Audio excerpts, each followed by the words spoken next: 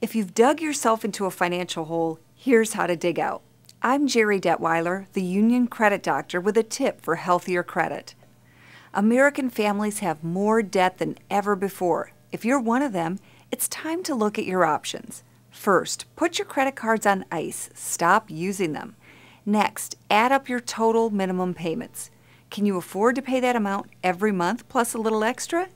If you can stop charging, you can probably be debt-free in 3 to 5 years if you pay an extra $20 a month for every $100 you're paying.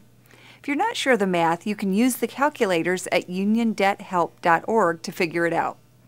What if you can't stop using your credit cards because you rely on them for living expenses? Or what if you can't stick with a payment plan? Then take advantage of the free budgeting and credit counseling session available to Union members by calling 1-877-833-1745. As a Union member, you'll even get your debt management plan setup fee waived. And if you stick with the program for a year, your monthly fees will be reimbursed.